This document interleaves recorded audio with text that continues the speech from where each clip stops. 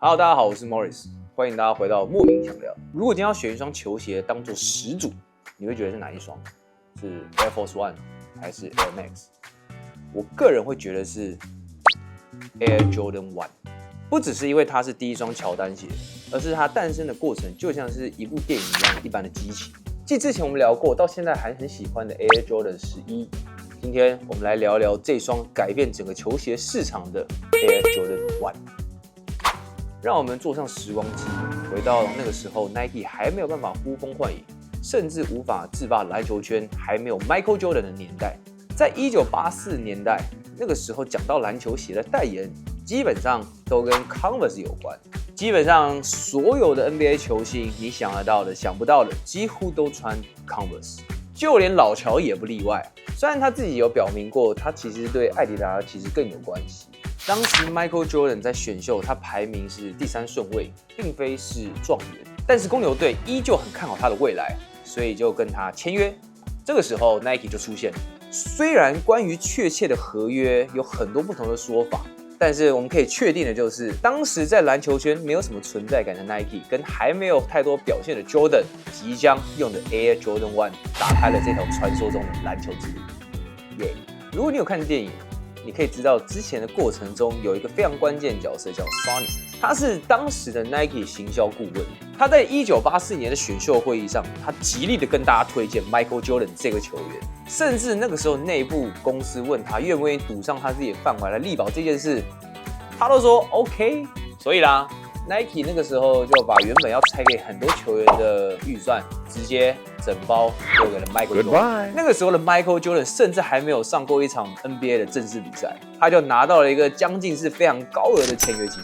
但是在这件事之前啊，其实 Jordan 他也对 Nike 的认同感没有到那么的饱满，甚至他对这件事也没有什么太多的兴趣。是他的妈妈告诉 Jordan 说：“儿子，还是得去听一听啊，人家诚意都拿出来啊。”但确实 ，Nike 那场简报也让 Jordan 非常的心动啊。那实际的那个简报呢，我们确实也不知道简报了什么东西，但是只知道那个时候的 Nike 对 Jordan 提出了一个前所未有的条件，而那个的签约金跟那个的分润条件，在那个时候对一个 NBA 新秀来讲，真的是完全没有办法抗拒啊，可以说是不可思议。OK， 就在当时第一年的 Nike， 他们就销售出1.26亿。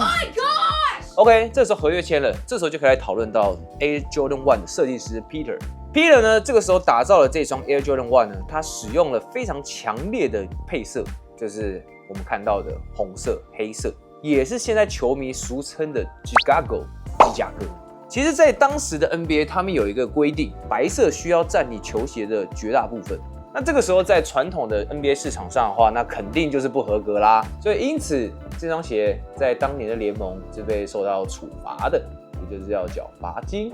这个时候，帅哥 Nike 他不止没有妥协，他甚至还帮忙出罚金的部分，直接请 Jordan 拜托你给我继续穿。Nike 也把他这个素材变成了一支广告，这支广告应该很多人都有看过，相当的经典。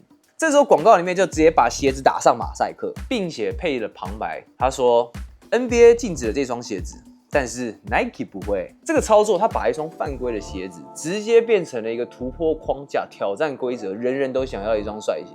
相信那个时候的年轻人就会觉得，哇，穿上 Air Jordan One 真的是一件很帅的事情。其实真的要考究起来的话，其实真的被处罚的是另外一双鞋，是 Nike 的 Airship。那双鞋它其实如果懂鞋的人就会知道，它其实是 AJ One 的前身。那它也蛮类似的。之前也有在苏富比上有去拍卖这双第一双的 Airship。好，那双鞋它其实也是黑红配色。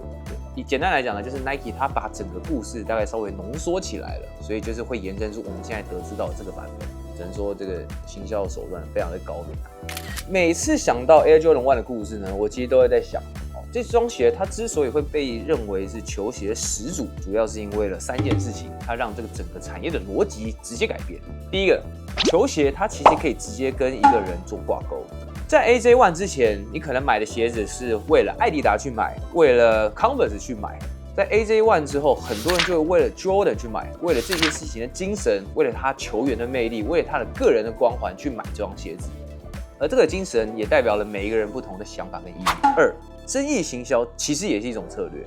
Nike 它其实是没有因为被处罚这件事情就退缩，而是把了这件事情当作是另外一种推广的手法，直接借力使力，借借花献佛，打折随棍上。把这个净利呢包装成一个核心又很励志的故事，所以啊，我就说啊，这个世界上不缺行销素材，而是你会不会说故事。3 ，Nike 直接把这双鞋变成了一种文化，而不只是一双装备。讲白了，现在会穿 Air Jordan 去打球的人，那个脚一定是非常厉害，要不然基本上不太会穿这样一些打球。在 Air Jordan 1之后，它随着这个与时俱进啊，现在目前已经吹到非常的多代。那当然，第1代已经不再适合在篮球场上。那为什么它还可以持续活着呢？原因就是它至今还是一种文化。它还是可以在滑板上，它还是可以在潮流音乐，可以在饶舌领域里面，依旧是被很多人喜欢，甚至还是很多人跟韩星的日常穿搭风格之一。OK， 结合以上3个元素，这些元素都是现在目前当红鞋子联名球鞋必要的操作基础。可以说，如果当初在1985年双方没有获得这样的共识，现在的球鞋文化肯定会不一样。就想想哇，现在很多人都是找了那个代言球星，像是 LeBron 啊、KD 啊，甚至 Stephen Curry， 其实这样的文化都是从 Air Jordan 往外延伸出去的。所以你说它影响的深不深远，我就觉得非常深远。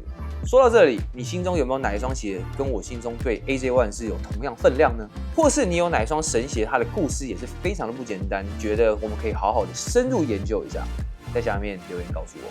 我也想知道代表你年代的经典球鞋到底是哪一双，欢迎跟我分享一下。我是 Morris， 莫名小聊，下次跟你再聊一下，拜。